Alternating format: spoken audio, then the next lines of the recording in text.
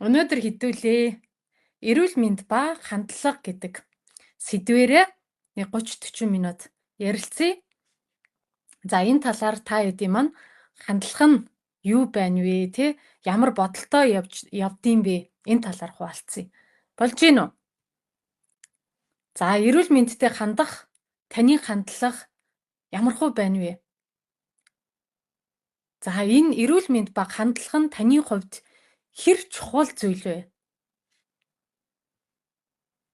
За, орой минь. Өнөөдөр чинь баасан гараг шүү дээ, тий? За, баасан гараг маань маш чухал өдөр байдаг хүн болгонд.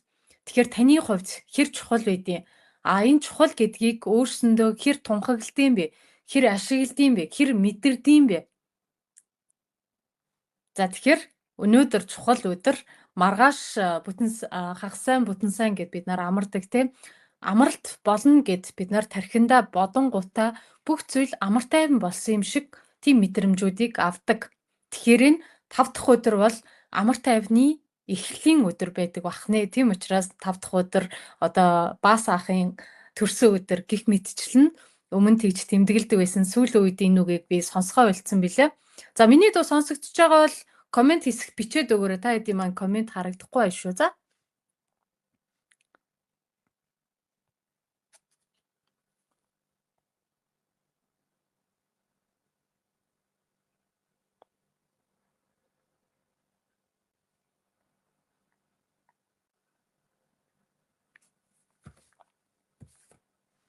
За, болж ах шиг байна те.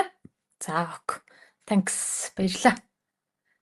За, эрүүл мэнд ба хандлага сайн нөгөөд энэ зургийг сонгож исэн чинь Дональд Трампын энэ зураг гараад ирсэн баггүй юу? Эрүүл мэнд төр ингээ 2 дахь удаага Америкийн ерөнхийлөгч болоод сонгогдсон. Ямар учраас ямар шалтгаантай сонгогдсон те. Тэгэхээр ялгаа байхгүй бид нар ямар нэгэн зүйлийг сонгохдоо жишээлбэл эрүүл мэнд чухал гэж сонгох юм бол тэр зүйлийн төлөө өөрсдийн итгэл үнэмшил, оюун бодол, өөрийнхөө цаг зав, мөнгө юу байна байгаа бүхнээ өгдөг, түүний төлөө зориулдаг. Тэгэхээр Дональд Трамп өөрийгөө одоо Америкийн нэгдсэн улсын төлөө өөрийгөө хэрэгтэй хүн гэж бодсон учраас өөрийгөө сонгосон, өөрийгөө тунхагласан, өөрийгөө арт түмний өмнө гаргасан гэсэн үг тийм үү. Тэгэхээр таны хувьд, бидний хувьд эрүүл мэнд чухал учраас бид нар сонгодог. Эрүүл мэндтэй хандлага маань чухал учраас бид нар сонгож идэг. За тэгвэл хандлага маань энэ зүйлдээ буруу болоод ирэхээрээ ажилдаа завгүй тий би завгүй би ажилдаа би хүүхдүүдээсээ болж гарч чадахгүй байна. Аль эсвэл би гүйх гэхээр өглөө эрт босох гэхлээр надад цаг зав байхгүй гэд энэ эрүүл мэндтэй хандах хандлага маань сөрөг болдог. Сөрөг гэдэг маань анхаарал хандуулдаггүй, за бодоод идэг, мэдээд идэг, тэгсэн мөртлөө үйлддэггүй, хэрэгжүүлдэггүй нэг ярваасан царайтай харж идэг те энэ эмгтэй шиг. Тэгэхээр эрүүл мэндтэй та ямар хандлагатай ханддаг вэ? За манайхан бас бичээд өгөөрэй комент хэсэгтээ. Эрүүл мэндтэй хандах хандлага чинь юу юм бэ? Өдөртөө ядахтаа та эрүүл мэндийн төлөө нэг цаг өөртөө зориулдаг уу? Энэ маань өнөөдөр та эрүүл мэндийн төлөө нэг цаг зориулж байвал маргаашийн эрүүл биеийг бид нар бүтээж идэг.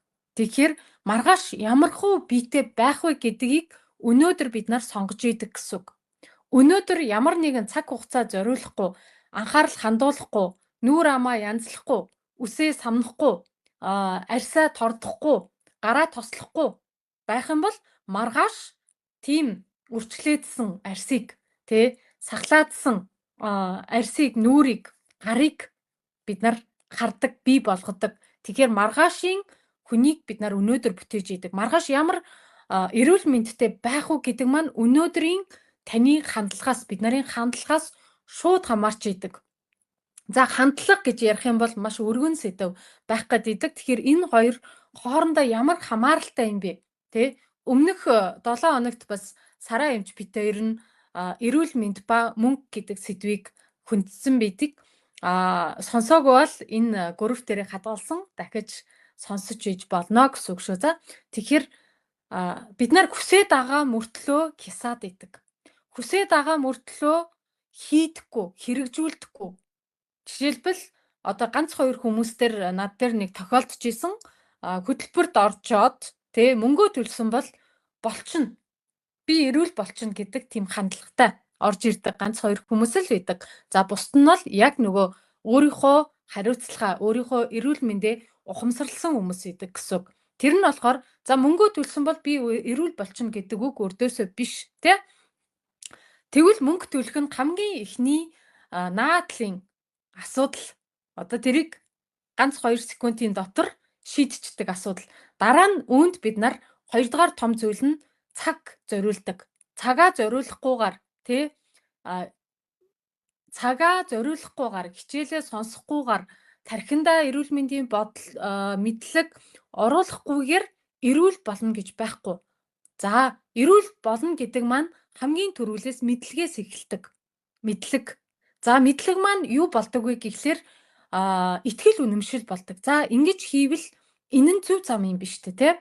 Өглөө эрт босоод 2 аяга ус уух нь зөв юм байна. Бид нарын ходоод гидстэй шүнжэнгөө амраад маргааш өглөөд нь одоо 2 аяга ус ууснараа өглөөдөө өдөржингөө энэ бид нарын ходоод нарийн бүдүүн гидсээ бэлдэж өгд юм байна гэдэг итгэл үнэмшлийг төрүүлдэг гэсэн үг. Одоо би жишээл ярьж байгаа шүү. За тэгэхээр яг энэ шиг за үүнээс гадна одоо сарын амж битүүрийн ярьдаг элэг цус сэвэрлэх нөгөө талаар сэтгэл бий, бодол бий, махан бий сэвэрлэнэ гэдэг маань яг юу гэсэн үг юм бэ гэдгийг нарийн ингэж тодорхой задлж ярилцдаг байхгүй юу. Тэгэхээр бид нар боддог зүгээр элэг цусөө сэвэрлчин гэдэг маань амархан асуудал дээрээ маш их акцент буюу анхаарлаа хандуулдаг мөртлөө өөрийнхөө толгоон дээр бодолтой юу бодож байгаа, сэтгэлдээ юу мэдэрч байгаа энэ мэдэрсэн сэтгэл хөдлөлүүдээр дамжуулаад махан би дээрээ юуг анзаарч байгаа вэ гэдгийг ойлгодоггүй. Тэрийг ойлгохгүй байгаа шалтгаан маань бид нар сэтгэл хөдлөлүүдээ сарцаацсан байдаг, гацаацсан байдаг, дарцсан байдаг. За ингэж эрэгтэй хүн байж уйлж болохгүй, сул дорой байж болохгүй, би өөрийнхөө муу мухай зүйлийг хүмүүст харуулж болохгүй, юу гэдэг би өөрийнхөө одоо ядарч зовж байгааг хүмүүс харчих юм бол намайг юу гэх юм бэ гэдэг ийм бодлуудаар өөрийнхөө эрүүл мэндийг, өөрийнхөө хандлагыг, өөрийнхөө хүслийг, өөрийнхөө зорилгыг ингэж хязгаарладаг. Энэ бол бид нарыг дотроос нь алж байгаа алуурчин. Зөв. За энийг одоо бид нарын саяны хандлага гэдэг зүйл маань ямар байхаас эрүүл мэнд маань өөрөөсөө тийм л болч идэг. Жишээлбэл энэ би 3 зүйлийг бичсэн байгаа. Хувь хүний та хэн бэ? Та өөрийгөө хэн гэж боддtiin бэ гэдгийг хүн болох нь яг одоо юу гэдэг тов тодорхой хэлж мэддэггүй, чаддаггүй гэсэн үг. Та хувь хүний хувьд хэн бэ? Жишээлбэл энэ нь хамгийн том одоо суурь нь болохоор хүн болгон энэ дэлхийн ертөнцийн төрж ирэхдээ ганцхан өөрийнхөө төлөө ирдэггүй. Бусдын төлөө ирдэг. Бусдад үйлчлэхийн тулд ирдэг гэдгийг бид нар мэддэг. Түүнийг амьдрал дээр ингээд хийгээд хэрэгжүүлээд явдаг мөртлөө яг зорилгыг асуугаад мөрөөдлийг асуухаар мэдхээ олждаг, гаццдаг. Тэгэхээр энийг одоо дүнгэж эхийн хөвлийгээс гараад хүн болж төрөөд ирсэн үедээ хүн одоо бусдын төлөө гэж шарлж, уйлж ирдэг. За түүний төлөө бусад хүмүүс маань ингэж баярлдаг. Баярын одоо мэдээтэй, баярын нулимстаагаар ирдэг. Энэ нь бусдын төлөө гэсэн сэтгэлээр ирдгийг илэрхийлдэг. За тэгэхээр амьдралын явцад өсөж торниод эргэн тойрон аав ээж, ах дүү, хамаатан садан, найз нөхөд, ажлын хамт олон, цэцэрлэг, сургууль юу байна? Тэр бүгдээсээ бид нар одоо итгэл үнэмшил гэдэг зүйлүүдийг аваад тэр маань хандлага болж биднэрт буудаг. За тэр хандлагаасаа одоо хүн болж төрөхдөө нөгөө талаар юу гэдгийг эго буюу бид нарын одоо нөгөө муу сүнснүүд гээ ярьчих л та. Эго буюу одоо бид нарын хүсэхгүй байгаа зүйл маань биднийг удирдах эхэлдэг. Үүгээрээ бид нар өөрсдийнхөө хамгийн анх төрж ирсэн зорилгоо мартчихдаг. Эгондоо дарагдчихдаг гэсэн үг. Одоо энэ эго гэдэг үгийг маш олон одоо сэтгэл зүйч нар те ярьдаг болцсон байгаа. Та хэд маань сонсох юм бол YouTube дээр зөндөө байгаа эго гэж юу юм бэ гэд хэрвээ мэдэхгүй байгаа бол олоод сонсож болно шүү. За тэгэхээр энэ эгонд дарагдаад яг эгогоороо бид нар удирдуулаад ирэхээрээ энэ хандлага маань сөрөг болоод ирдэг. Хин нэгний хэлсэн буруу сөрөг үгэн дээр автаад өөрийнхөө хүсэл мөрөөдлийг гээдэг, шамшигдуулдаг, алга болгодог, өөртөө ирж байгаа боломжийг алддаг, хязгаарладаг. Би энийг хүртэх эрхгүй юм биш үү гэдэг бодолтой автдаг гэсэн үг. За манайхан хэрэгтэй хин нэгэнд энийг түгээж болно, шеэрлж болно шүү. За тарааж болно гэсэн үг. За тэгэхээр энэ эгонд удирдуулаад бид нарын амьдралын зорилго маань хязгаарлагдмал жижигхэн хайрцагын дотор багтаад ирдэг. За үүгээрээ бид нар өөрсдийгөө ч хязгаарлаад өрөөл бусдыг ч гэсэн хязгаарлаж идэг, болиулж идэг. Болиулна гэдэг маань тэр хүндээ ч гэсэн садаа болдог, өөртөө ч гэсэн одоо жаргах замаа болиулдаг, жаргах замаасаа хазааж идэг гэсэн үг. За тэгэхээр та одоо яг өөрөөсөө нэг асуугаад үзээрэй. Би өөрийнхөө мөрөөдлөөрөө зорьсон зорилгоороо амьдрч чадаж байна уу? За чадаж байна уу? Яг одоо зүгээр л бодоодохоор энэ нь одоо юу биш тий?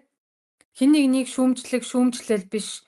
Одоо хин нэгэнд тайлагнах албатай биш, хин нэгэнд батлах гэсэн зүйл өрдөөсөө биш те. Зүгээр та өөрийнхөө төлөө үнэнч байж чадж гин үү? Та өөрийнхөө мөрөөдсөн одоо хүүхэд насны мөрөөдсөн мөрөөдлөөрөө амьдрч чадж гин үү гэдэг асуултандаа өөртөө хариулаатахаараа за үүнийг болохоор одоо яг олон өгүүлбэр үгээрээ хариулахад хэцүү байвал 1-ээс 10-ийн хооронд оноо өгж болно. 1-ээс 10-ийн хооронд оноо. Та өөртөө хэд гэсэн оноо өгмөр байна? Тэр оноонуудыг өгөөтгөрөө за. 1-ээс 10-ийн хооронд өөрийгөө үнэлээд би өөрийнхөө мөрөөдсөн мөрөөдлөөрөө амьдрч чадж байна гэх юм бол 10 оноо өгөөрэй. За нэг дундуур агаад байна гэвэл 6 оноо ч юм уу те 5 оноо өгөөрэй. За ерөнхийдөө нэг чадахгүй л хичээгээд байгаа гэх юм бол нэг 7 8 ч юм уу те. За энэ талаар би бодоогүй юм байна. Би үр хүүхдийнхээ төлөө, хань ижлийн төлөө, аав ээжийнхээ төлөө, ер нь хин нэгний төлөө би амьдарсаар ирсэн байна. Өнөөдрийг хүртэл гэх юм бол 2-оос 3 оноо ч юм уу те 4 оноо тэгж өгөөрэй.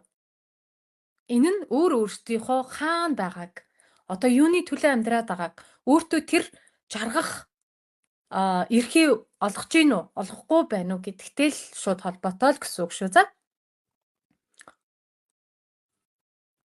За оноонуудаа өгсөн үү?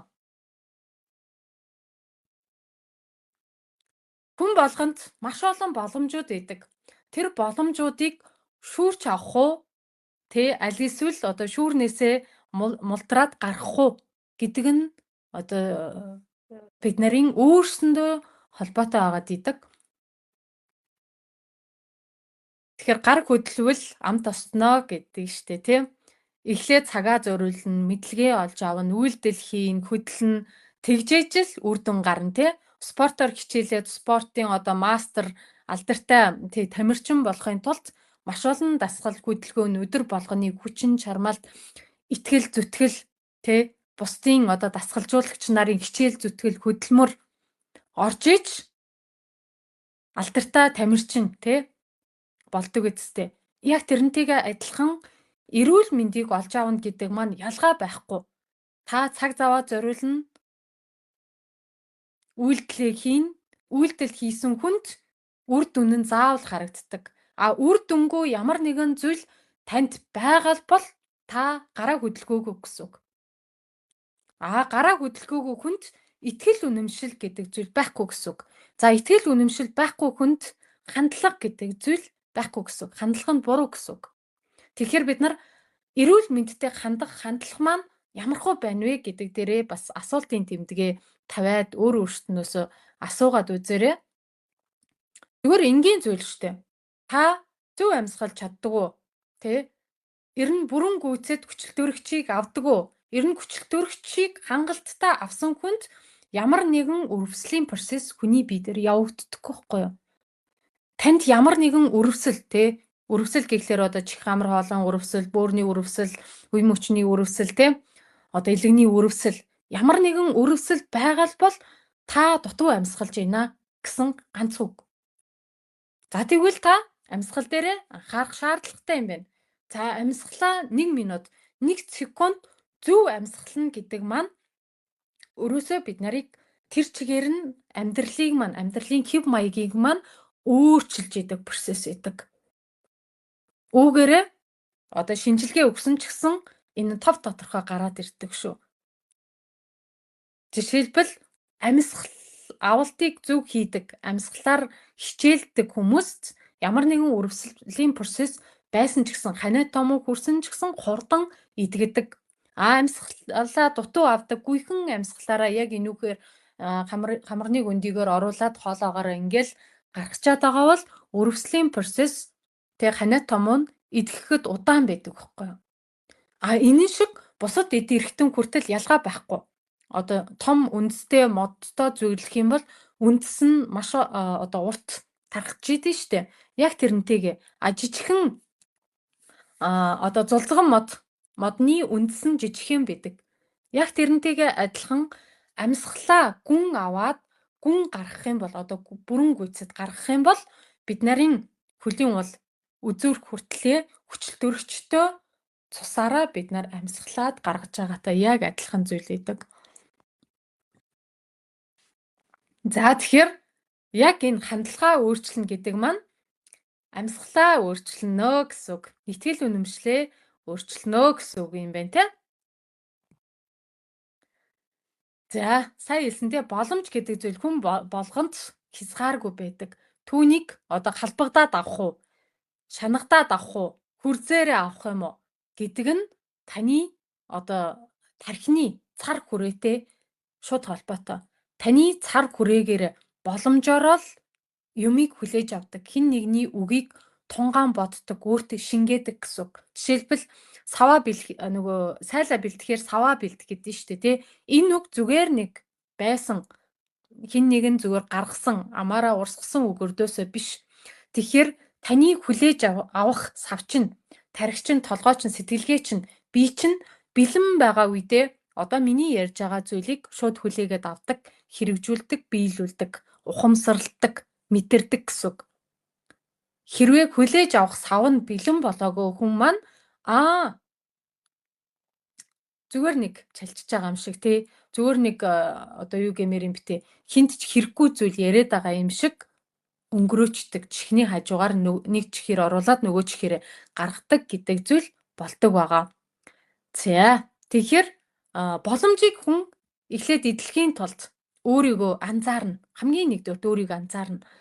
За өөрийгөө анзаарна гэдэг дотроо та юу хүсэж байгаа юм бэ? Та юу хүсэж байгаа юм бэ? Бид нар хүсэхгүй байгаа зүйлээ хамгийн түрүүлээд мэддэг байхгүй юу? Хүсэхгүй байгаа зүйлээ.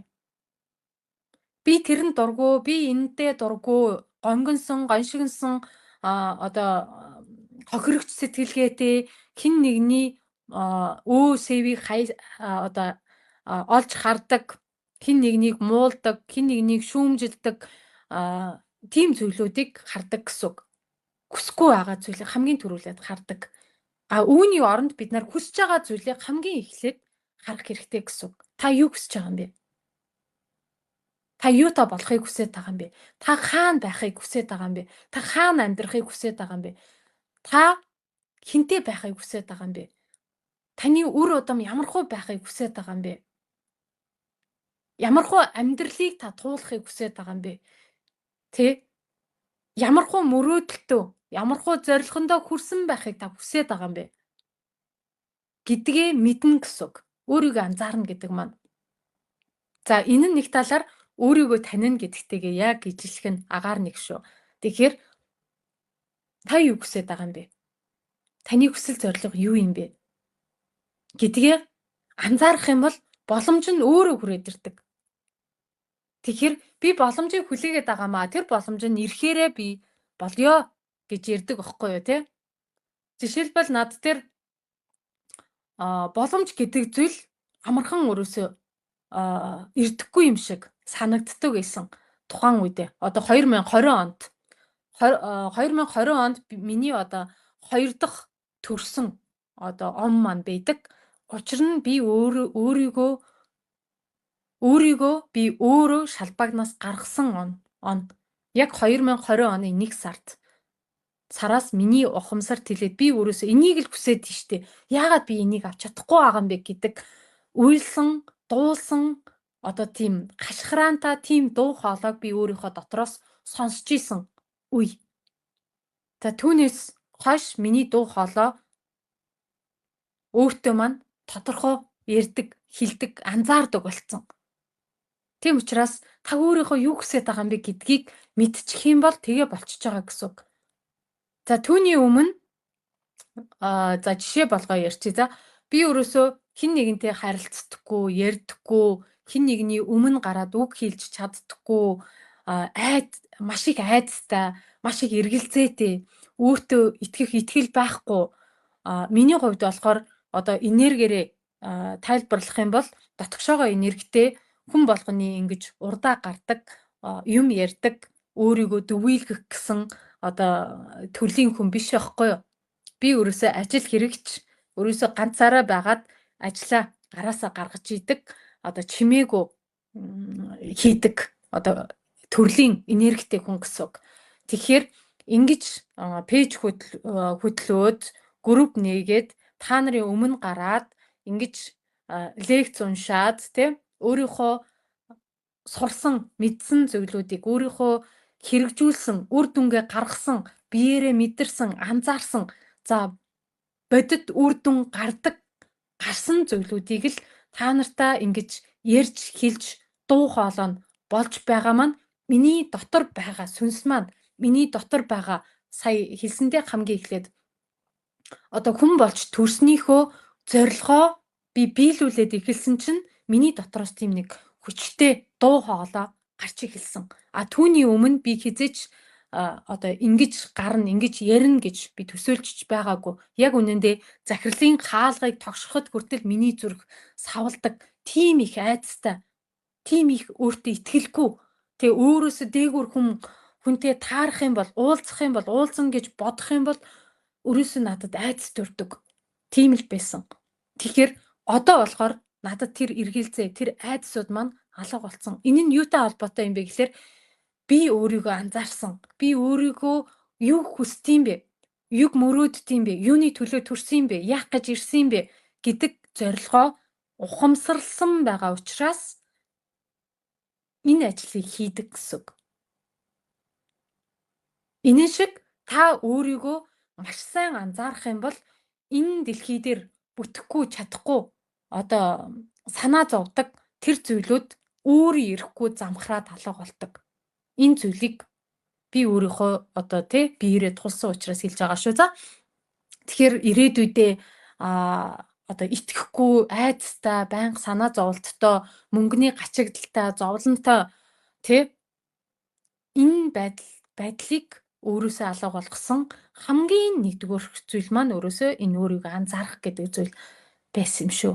За хоёрдугаарт нь өөрийгөө бэлтгэн. За эхлээд би өөрийгөө анзаарчлаа штэ тий. Би ингээд захирлын хаалгыг тогшоход хайцтай байд юм байна. Хин нэг нь надад өндөр дуу хоолоогоор одоо өндөр тоонороо харилцах юм бол би чичирнэ. Одоо чичирдэ юм байна. Миний нурууны хөлс ингээ гардыг юм байна. Хин нэгний өмнө гараад юм хэлэх юм бол би сандардыг байна. Миний дуу хоолой маань чичирдэ юм байна. Хөл маань салгандыг юм байна гэдгийг би мэдэрчлээ штэ тий. Анзаарчлаа. Тэгсэн мөртлөө өөрийгөө бэлтэн гэдэг хоёрдугаар шат орж ирнэ. За өөрийгөө бэлтэн гэдэг маань юу гэсэн үг юм бэ?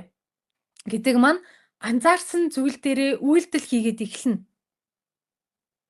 Өөрийгөө бэлдэнэ гэсэн үг шүү дээ. Нэг талаар одоо өөрийгөө юу гэмээр юм бэ те? Өөрийгөө юу яана гэсэн үг. Мартчихлаа шүү дээ. Өөрийгөө бэлдэнэ гэдэг маань аа өөрийгөө одоо дэлхий дээр би ийм хүн байгаа юм биш үү? Би энэ зүйлийг хүсдэм биш үү? Гэдэг дуу хоолойг дэлхийн ертөнцийн ингэж тунхагладаг. Би ийм хүн байна. Тэ? Намайг ингэж хүлээгээд аваач. Би энэ зүйлийг хүсээд байна. Эндээ хүрээд байна. Хэн нэгэнтэй ярилцахаар би ингэж айж сандран чичирхийг би хүсэхгүй байгаад байна. Юу вэ те? Өөрийнхөө хүсээд байгаа зүйлийг дэлхийн ертөнцийн ингэж тунхаглаж өөрийнхөө өөрөөрөө байх тэр боломжийг бий болгоод өөрөөрөө за юу гэж хэлмээр юм бэ те? Тийм нэг мэдрэмж байгаад исэн. Одоо хэн нэгний өмнө гараад нэг бол ажил дээрээ амжилт олоод, нэг бол бизнесээ өсгөх, нэг бол саяных шиг айдаг айдсаа даван туулахын тулд өөртөөгөө ярилцах, өөртөөгөө одоо зөвшөлдсөх, өөрийгөө бүрэн төгсөөр нь би ийм байсан биш үү гэдэг зүйлийг хүлээн зөвшөөрнө гэсэн үг. За ингэж өөрийгөө хамгийн түрүүлээд хүлээн зөвшөөрөөд ирсэн үедээ л ингээд гатгшаага бид нарын энерги маань эрэг болж цацарч ирдэг гэсэн үг. Тийм байгаад байгаа. Тэгэхээр за би ийм байна гэдгийг хүлээн зөвшөөрөхгүйгээр те анзаарахгүйгээр өөрийгөө олно гэж байхгүй. Өөрийнхөө эготойгоо тулна гэж байдаггүй. Учир нь нөгөө айдас л намайг удирдаад штэ. Чи наадхаа чадахгүй штэ. Чи наадхаа мэдэхгүй штэ. Чи угаасаа ийм штэ. Тэ? Танаа аав ээж чинь ийм штэ. Чи ийм орчинд өсөөгүй штэ. Чи угаасаа баян болж төрөөгүй штэ. Тэ? Чамд мөнгө байхгүй штэ. Гэдэг эго маань намайг удирдаад байгаа учраас би өөрийгөө хүлээн зөвшөөрөхгүй. Би өөрийнхөө хангалттай гэдгийг тунхаглаж чадахгүй үедээ жижигхэн хуулц шиг тэ амьдраад исэн гэсэн үг. Тэгэхээр энийг л өөрийгөө бэлдэнэ гэсэн үг. Өөртөөгөө өөрийнхөө дотор руу өнгийж ирнэ. Нэг талаар одоо гаднаас ямар нэгэн зүйлийг хайхгүй зөвхөн өөрийн дотроо ороод өөрийн доторхоо уудлаад өөртөөгөө ярилцах өөрийнхөө яг одоо байгаа цэг маань энэ байна тий би цаашдаа хэн болохыг хүсэж байгаа юм бэ гэдэг зүйлийг хараад мэдээд ирэхээр л бид нар гадагшаага ингэж тэлдэг. Энэ нь 3 дугаар шат буюу өөрийгөө илэрхийлээд ирдэг гэсэн үг. За өөрийгөө илэрхийлнэ гэдэг маань өөрийгөө таниулна. Хэн нэгэнд хэлнэ. Би ийм шүү, тий? Миний чаддаг зүйл энэ байна. Миний мэддэг зүйл энэ байна. Би ийм туршлагатай. Ийм туршлагатай учраас би энийг чаддаг. Энийг одоо мэрэгжлийн төвшөнд ингэж хийж мэддэг, сурдаг юу гэмээр юм бэ те? Тэгж бусдад таниулдаг гэсэн үг. Энэ шиг танд ч гэсэн боломж байгаа. Над шиг тэг чадахгүй, мэдхгүй би анх нэг лайв хийсэн үеэ би мэддэг байхгүй юу? 5 минут юм ярих гэхлээр чадахгүй. Миний амнаас юу ч гарахгүй мартчихдаг байсан. Одоо ингээд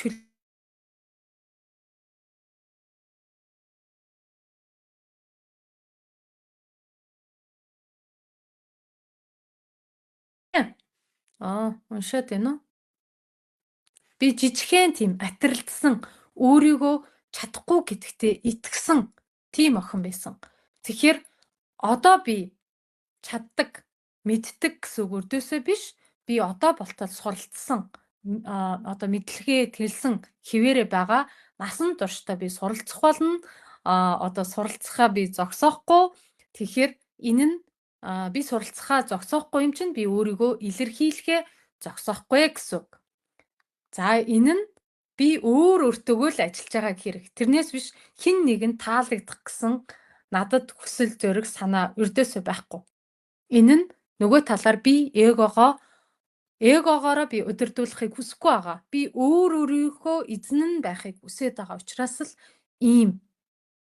За тэгэхээр Таны хувьд энэ 3 зүйлийг эхлээд анзаарах хэрэгтэй байгаа.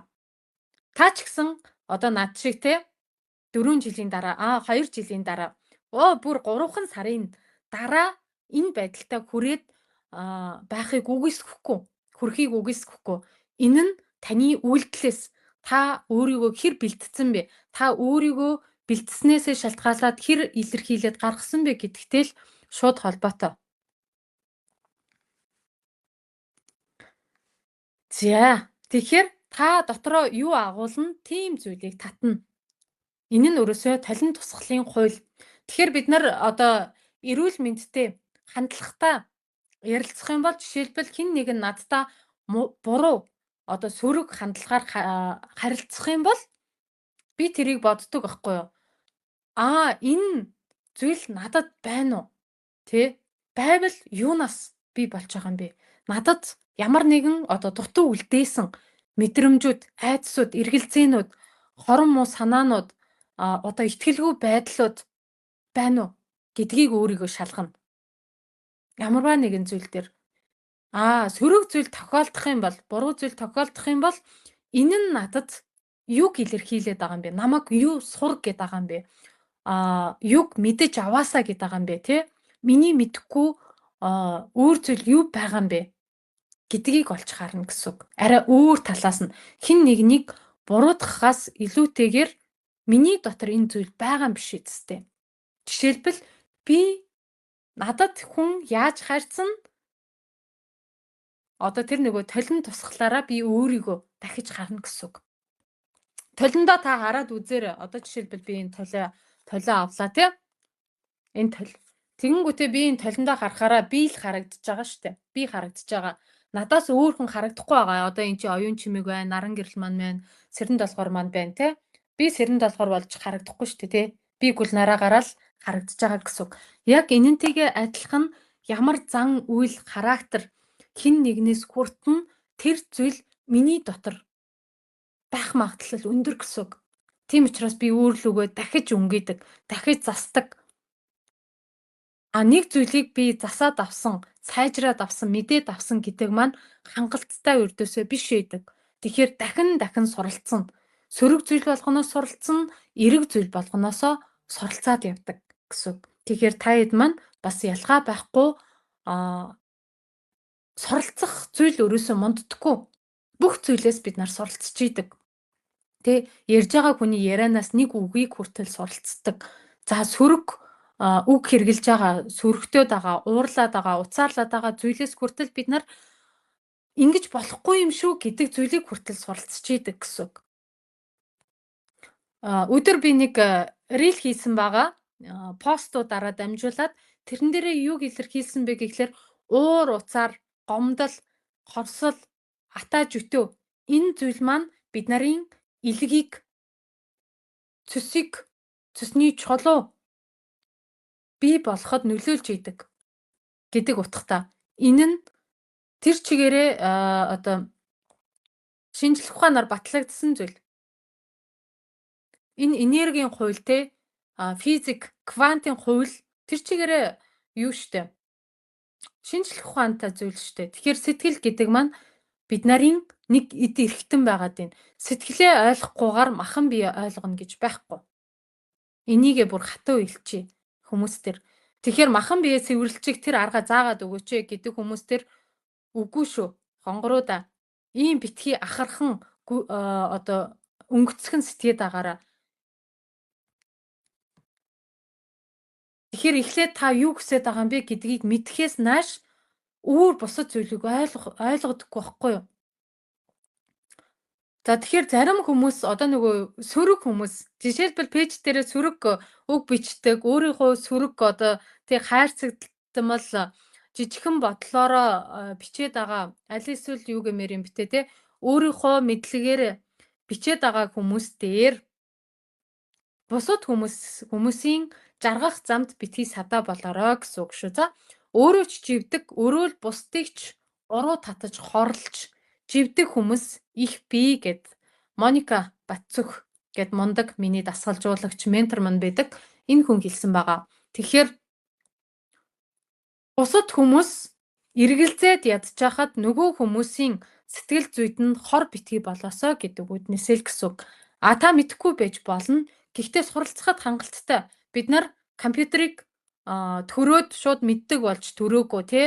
Утсыг энэ Facebook-ыг, Instagram-ыг, YouTube-ыг ингэж энэ товчлуурыг дараад ийшээ ордын байна гэдгийг өмнө бид нар мэддэггүй байсан биз дээ. Тий? Товчлууртай ийм пульт ашигладаг үсттэй. Яг тэрэн шиг энэ болгоныг бид нар суралцдаг зүйл байгаа. Та мэдэхгүй байж болно. Энэ нь таны буруу биш. Тэгэхээр суралцах зүйл надад байгаа юм биш тэг гэдэг өнцгөөс нь харах юм бол маш олон зүйлийг суралцах боломжтой бид нар. За тэгэхээр үн цэнтэй юмс амархан хизээж олддоггүй. Үнэтэй ирдэг. За үн цэнтэй хүн хялбархан зам өрөөсөө туулдаггүй. Амархан гэж гэдэг зүйл байхгүй. Амархан зүйлийг бодоод байгаа бол та эндүүрээд байна, андуураад байна. Амархан зүйл байлгаж болно. Энэ нь бид нар оюун бодол сэтгэлгээгээрээ амархан болгож болдог. Альваа зүйлийг хүндрүүлэхгүй. Гэхдээ хийж байгаа сая 3 зүйл хэлсэнтэй илэрхийлнэ гэдэг маань үйлдэл хийн гэсэн үг. Тэгэхээр илэрхийлж байгаа, үйлдэл хийж байгаа болгон маань амархан байдаггүй. Энэ зүйл маань заавал бартаад замтай байдаг. Засмал зам нэг хэсэг байж болно. Бас засмал замынхаа хажуу талд бас чулуу байдаг. Тэг байдаг. Шорон зам байдаг байхгүй юу? Тэр замыг туулж ижил үн цэнтэй хүмүүс бий болдог. 4 жилийн турш энэ үн цэнтэй хүнийг бүтээхийн тулд маш олон бартаа замыг туулж гин. Өнөөдрийг хүртэл туулж гин. Маргааш ч гэсэн би туулна. Тэгэхээр бууж өгөхгүй гэсэн үг. Би хизээч бууж өгөхгүй. Би замаа мэдсэн, очих газраа цэгээ мэдсэн учраас би хэн нэгний үгэнд жижигхэн чулуунд бүдрээд унахгүй гэсэн үг. Тэгэхээр яг энэ шиг баттай, хаттай, ноён нуруутай болохыг л та нараас хүсэж байгаа гэсэн үг. Ийм болоосоо, ийм замаараа яваасаа, тий? Амар хялбар зам болгоно маань худлаа байдаг. Амархан мөнгө олно гэж байхгүй. Амархан ороод ирдэг зүйл гэж хизээч байхгүй. Хөдөлмөр байдаг, хөлс байдаг, хүч байдаг, энерги байдаг, зарцуулагддаг гэдгийг бас ойлгох хэрэгтэй байдаг. Тийм үү? Тэгэхээр нөгөө талаар амархан зүйл байхгүй ч гэсэн бас амархан зүйл байдаг. Тэгж ярих юм бол энэ нь бид нарын сүнсний төвшин өсөөд ирэхээрээ энерги маань цэвэрхэн болоод ирэхээрээ бүх зүйл гар хүрэхгүй байхад биелэгдэж идэг зүйл байдаг. Энэ нь нөгөө бурхан багш нарын гэгээрсэн хүмүүстэр яг энэ зүйл тохиолддог. Хэд хэдэн бурхан багшийн номнуудыг уншиж хахад яг тэр хүмүүс зүгээр бодлороо бүх зүйлийг удирдчээдэг. Энэ нь амархан. Гэхдээ тэр хүмүүс энэ амархан замд ирэхийн тулд маш олон бартаа замыг туулсан гэдгийг мартаж болохгүй гэсэн үг. Зөв үү? Тэ?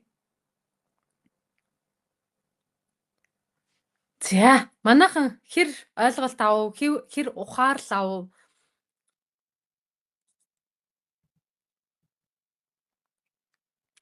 Төрөөнөөс хойш ярьсан зүйлдээ санал нэг байна уу? Нэг биш байна уу? Аль аль нь ч байж болно. Хуваалцах уу? Бодлууд нь хэр байна? Ямар хөө байгаад энэ асуух асуултууд нь байна уу? Амархан замыг туулмаар байна уу? Хэцүү замыг туулмаар байна уу?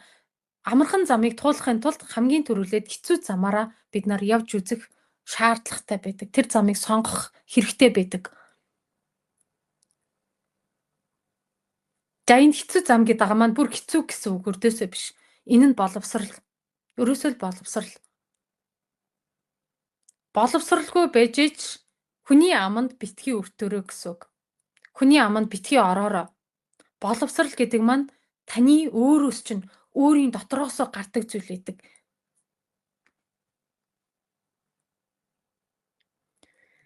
За, өнөөдрийн лайв таалагдсан бол ингээд өндөрлөе. Та ядэд маань асуух зүйл байхгүй юм шиг шүү дээ, тэ?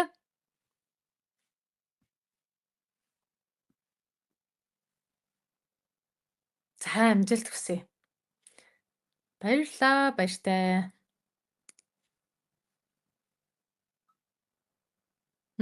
Санал нэг байна гэж байна. За баярлалаа хуваалцсанд. Дахин дахин сонсороо. Тэгээд ойлгохгүй зүйлсүүд байх юм бол асуугаараа. Ер нь нөгөө нэг хувь хүний хөгжил те гэр бүлийн харилцаа бизнесийн харилцаа гэдэг зүйлсүүд маань ингэж шат дараатаа явагдчихийдэг зүйлсүүд байдаг. Тэгэхээр хувь хүний хөгжлөө сураагүй, мдээгүй, ойлгоогүй, анзаараагүй, илэрхийлээгүй байгаа тохиолдолд биднарт бүх зүйл хэцүү байдаг. Яг үнэндээ. Энийг ойлгоод ирэхээрээ бүх зүйл амар тайван байдаг. Тэ? Хүн болгоо ярьдэн штэ. Яаж амьдрмаар агаад байгаа юм бэ гэхлээр ас жаргалтай амар тайван л амьдрмаар байна. Тэ элбэг, элэг бүтэн, элбэг дэлбэг, элбэг хангалуун, баян тансаг амьдрмаар байна л гэд хүн болгоны хүсэл яг тийм байдаг. Тэгсэн мөртлөө тэр амар тайван аз жаргал гэдэг зүйл өрөөсөө хин нэгнээс ирдэг зүйл өрдөөсөө биш. Бид нарын дотроос ундраад гарч ирдэг зүйл юм байна гэдгийг сүүлийн үед бүр ихээр мэдрээд байгаа юм. За. Тэгэхээр хэдүүлээ хохирогчийн сэтгэлгээнээс биш, жоохон боловсрсон, өөрийнхөө толгоонд мэдлэг оруулсан, өөртөөгөө ярилцсан, тунгааж боддог, амаараа юу хэлнэ, түүнийг бид нар өөртөө дуудаж идэг. Тэ? Тэгэхээр ботлоо цэгцлээд гарч байгаа амнаасаа гарч байгаа үгээ цэгцлээд бид нарын амьдрал цэгцтэй болдог. Тэ? За баярлалаа. Амжилт хүсье.